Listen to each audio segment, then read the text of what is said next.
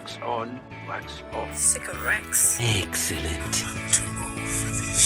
Hello. Welcome, midlifers. We are your hosts, Fonz and Mez. This is our weekly podcast where it's not self-help, but more help yourself to a smorgasbord of nostalgia, laughter, and a deep dive into the past. Today, we're bringing you a new segment or two. We're going to start off with a new one called How Not to Be a Dick. Absolutely. I love that title. We're sticking with rant or rave, and we're going to be looking at the holy grail of shopping here in Australia, Kmart. And we're finishing with another newbie called Besties. We're going to be talking about our best concert experiences. Fantastic. So let's jump in. This segment is a new one called How Not to Be a Dick. This is pretty much a guide on how not to be a dick. So you can use it for yourself, or you can share it with someone that you love, or maybe someone you don't love, to teach them how not to be a dick. So today's segment is all about how not to be a dick around someone with PMS. Fellas, listen up. Okay, you might need to be hearing some of this. So can I just say, number one, not be a dick. Don't sing PMS-y inspired songs to your loved one. For example, growing up, I used to have my brother singing PMT like dynamite. You little fucker. He used to go around the house singing it. And I was like, day one, like, Punch him out. I'm going to kill you. I'm going to call him now. Just tell him off. Name and shame. But yeah, so rule one, don't trigger. Yes, that's good advice. Although I can see from their point of view, they'll think it's hilarious until they're punched in the face. My number one is don't be a dick by responding to when I say, oh, my boobs hurt, by saying, oh, let me have a touch. Oh, God. Get the fuck away. Don't touch That me. just triggered disgusting me. What else we got? Come on, let's keep them coming. Don't be a dick by eating my chocolate stash. That you've specifically said is mine for this time of month. Yes. It's for my period. Don't eat my chocolate. Otherwise, you'll unleash the beast. You'll know. You'll feel my wrath. It's kind of. I can't say don't do this. I'd say, how about you do this? How about you take some initiative when you can see it's sort of nearing that time of month. Instead of me having to ask you to do something simple like unloading the dishes, you should do this all the time. But let's face it, you don't. But when you can see I'm a bit edgy, a bit antsy, getting at the end of my tether, how about you just step in? How about you fucking do that for once? What about do be a hero and do take note of my menstrual calendar? And then it'll help you, it'll help me, it'll help everyone in our household. How about that? I don't take, when you're aiming to be pregnant, you'd take note of your cycles, because I don't. I just, whatever. And I don't realise I'm PMSing until I actually get my period. I'm like, oh, that makes sense. I'm all for a calendar. Are you? Oh, yeah. Just know it. Because I'm sick of doing that whole, why am I so angry? Oh, that's what I do. Why am I depressed? Am I going through something right now? Yeah. I'm done. Like, Yeah. I know, all right, we're leading up to it. I'm going to be a bitch. And I know why I'm a bitch. And you're going to accept me being a bitch because I am just about to hit my period. I think I'm done being organised. I can't organise that. It's one less thing to organise. I can't do it anymore. Don't be a dick by commenting on my bloated belly or hormonal acne. I know I look like shit. I feel like shit. Let's all pretend that's not happening right now. Can we just put on the rose-coloured glasses? Yes. I'll emerge out of this horrendous cocoon in a few days, triumphant and glorious, with new fresh skin and like a belly that's half the size it was before. And let's look forward to those days. Let's just Fantastic. please not comment. Don't be a dick and don't cringe when I have to ask you to buy period products. Oh, do you still get the cringe? I don't. I'm actually that's very good. lucky, but I know some women do. And Yeah. this is just a word for those out there. Don't be a dick and don't cringe when someone asks to buy pads, tampons, menstrual cups, period undies, whatever. Because the checkout chick, they don't care. They're just doing their job. Go to self-checkout now. Actually, has that taken away the cringe, the self-checkout? Oh, it has. This is going to be a whole other segment because I've got so much to say about self-checkouts. Yeah. But yes, they can be avoided. Same with anything like... Just don't be a dick and don't cringe, Just all right? get it done. It's half the population. Yeah, it's just a shit time of month. So don't be a dick. Just give us some bit of extra love and support. Really. That's it. Just be That's nice. it. Be nice. And don't put the sarcasm away for that brief period of time. Just have no time for it. All right. Sarcasm, tunes. Don't want it. Don't need it. Get out. She give you any reason? Yeah, I called her up. She gave me a bunch of crap about me not listening to her enough or something. I don't know. I wasn't really paying attention. Rant, rave, rant or rave. Yeah. You've got the year. Yeah. Okay. I can immediately say this is going to be a rave for me. Okay. Kmart. Rave. Yes, Rave. I think when we suggest doing this, your specific words were, I'm a slut for Anko. I'm such a slut for Anko. I want that on a t-shirt. I just explained to my husband, he's, well, what's Anko? I go, Oh, the come Kmart on. brand. He Isn't doesn't it know. funny now, though? I think that Anko is known as a brand. It's Yes. a label. Yeah, true. I also want to just quickly examine how Kmart used to be the ugly little sister in the 80s. You know, when you had to go to Kmart, be like, Oh, Kmart. so You embarrassing. would never admit to buying anything from Kmart. And now it's like, oh, yeah, I Let's get get to a go to dupe at Kmart. Kmart. Oh, the dupes. Yeah. The dupes are fantastic. Because even what I find at some other chain stores, like for homewares, I'm going to find the dupe for $2 at Kmart, Yep. and I will get that dupe for $2. What do you like to buy? What's your best thing to buy? What do you go okay. Kmart for? For myself, it's homewares and things for the kitchen. Ah, yeah. But even the novelty things, like have you seen the mini rice cookers and the mini jaffle makers? Oh, and they're very stuff? cute. They're very mini. I didn't buy them, but I appreciate I them. would like to buy them. To add them to your bench space with your air fryer. My minimal bench space. Do you do the storage? You know, there's all the storage containers and stuff. Do you do that? I'm starting to do it in my bathrooms, Ah, all okay. the storage stuff, because they're actually quite good. They're and great. their makeup storage is really good. Yeah. But I think that's, you know, the big thing on social media. I think it's calmed down. Watch me restock my Oh, fridge the or whatever. ASMR with the fridge. Yeah. Is it? I don't know if it's ASMR or just the idea of having a nice, neat. Things organised. Yes. That's bullshit. It is bullshit. I can't do it, even with my Kmart storage. Can't do it. But I do appreciate all that sort of stuff. I love, my best buy that I've ever bought from Kmart was about 20 years ago. I bought a t-shirt, a Coca-Cola branded t-shirt, which was really $12. Got the checkouts discounted even more. I think I got it for $6. $6 t-shirt. Fantastic. Branded t-shirt. Do you know I bought a Nirvana jumper the other week? Yeah. And it's like, this is so cool. I would have gotten that back in the day. And now I'm living my best life as a 90s lover wearing my Nirvana jumper from Kmart. But it's weird because I see those band t-shirts there because I bought a Guns N' Roses singlet there. Yeah.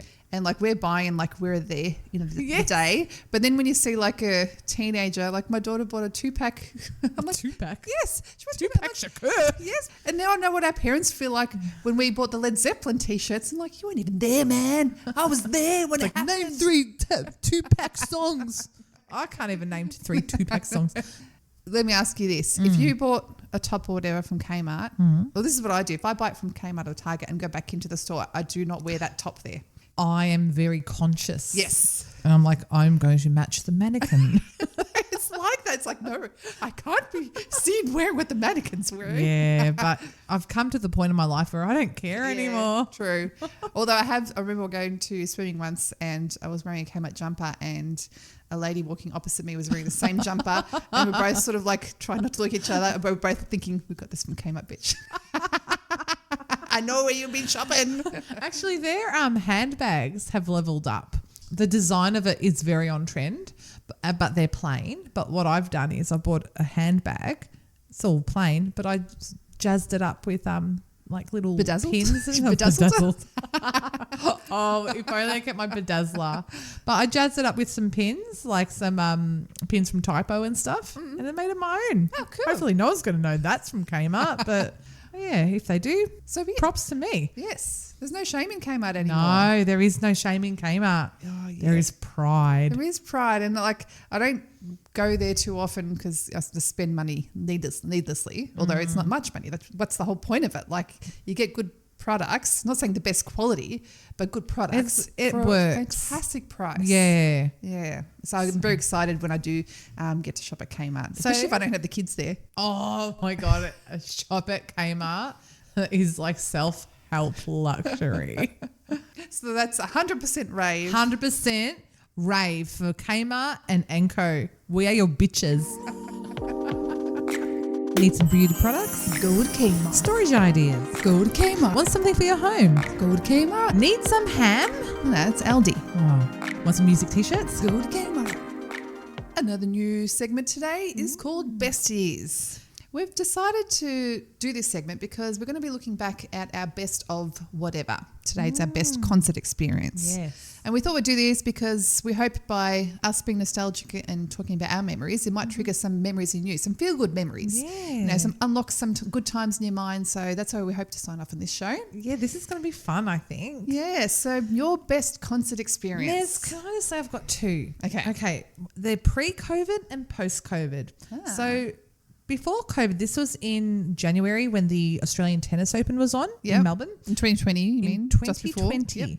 And we saw Eskimo Joe as part of the tennis. And my husband went to the bathroom, but the lead singer asked us all to hug strangers. And so we all stood in the crowd with arms around strangers. And I loved that. That was just before lockdown happened that Things I have hugged a changed. stranger. Come post-COVID, I would never have touched a stranger after that, but I went to the Whitlams concert and it was that elation of being out of the house, watching live music, being amongst it.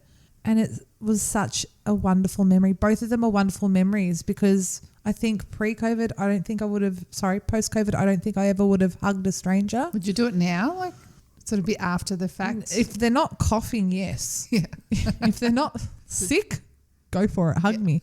I suppose it's taken me a while. It's 4 years later. Yeah. So that has to be my best concert experiences. I love that feeling. I love the thing that the music does is that unites people. It really does. I know it's a trite saying, yes, music unites us. But if you get people in a room, everyone's vibing with the band, it has this electricity in the air. You're connected. You're totally connected. You're in sync. But it's such a weird experience. Not weird, but like it's out of the norm experience. Yes. That's fantastic. I love it. I agree. One of my best concerts, actually, there's so many to choose from. And this one is as I was examining it, it's for a different reason, which actually surprised me. So the recent Pink concert, the Summer Carnival Tour. Oh, yes. The reason why, part of many reasons. Firstly, because Pink's a legend. I've been with her music from the very start. A lot of other musicians or artists along the way, I sort of, listen to some albums, not so many others. Hers I've stuck with. Pink stan. What's a Pink stan? A stan is a fan. It's like you stand for them. Ah. So, yeah. So, yes, I am one of those. I don't know if that was like a trending language. Let's Google that. Yeah, but you're a Pink stan. Okay, cool. I'll take that. And, I love Pink, obviously, because not only is she supremely talented and puts on a great show, such a strong woman. I know. She's never apologised for being who she is.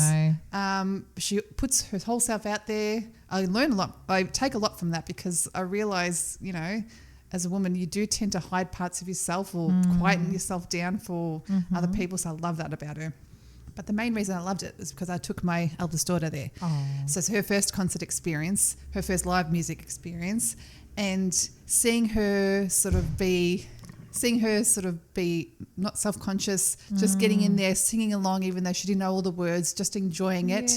And I think with raising children, everything is so bittersweet. There's always, with every new milestone, they're leaving something behind, which kind of breaks your heart. And so seeing her enjoy it and think, wow, you're about to become a young woman. These sort of experiences, one being live music and that whole connected thing, you're about to just start. You're about to embark on that journey. I'm so excited for you. So it's the first time in a long time where I've seen something with my kids where I've just been genuinely excited about what's to come for them. Absolutely. Rather than what she's left behind. Yeah. And I love that. That's beautiful. Oh, So yes. nice. And I love concerts. And I we're do talking too. about festivals versus concerts. Yeah, I love a festival. I don't. I don't like the ones where I have to camp. Like I have no yeah. time for that. Like always I'll go to a hotel, especially a Splendor 3-day festival. But I went there before I had kids in my late 30s and I refused to camp. I couldn't do it. God. But for me, I think the concert, because it's usually indoors enclosed, Yeah. I prefer that because I feel it's like a little So like cocoon, something a bit little more bubble. intimate. Yes, but even though Pink was at Marvel Stadium, so it's not necessarily intimate, but it's enclosed. It's not just out in the Is open. it the comfort? It is for me the comfort, and I feel like we're all united. I don't know. It's like You like the more cocooned It is a experience. cocooned experience. I feel like yes, it's I don't know. I like, but am I going to go on about this? Go. No, but I like a festival because it's not only you're connected via watching the music together, but you're connected through the whole festival experience. So you'll go get your face painted, you'll go have a chat to some vendors. Sometimes you just have a chat in a line lining up for donuts. And everyone that I've experienced, everyone's like vibing, everyone's having fun. Yeah, and I miss the big day out festivals. Oh, the big day out was I great miss fun. those. Yeah, I did like the big day out. Any good music that you can see, whether it be at a festival or concert, that gives you those feels. It's fantastic. Agreed. Yeah. Yay, besties. Good night, party on! Party on, Wayne! Party on, guys. Here we are, another end to an episode where we have to say goodbye. Goodbye to you. Thank you for listening. Thank you for listening. Give us a follow and some likes on Spotify, please. And yeah, we hope that you come back again. Yeah, come back next week. Yeah, thank you. Bye. Bye.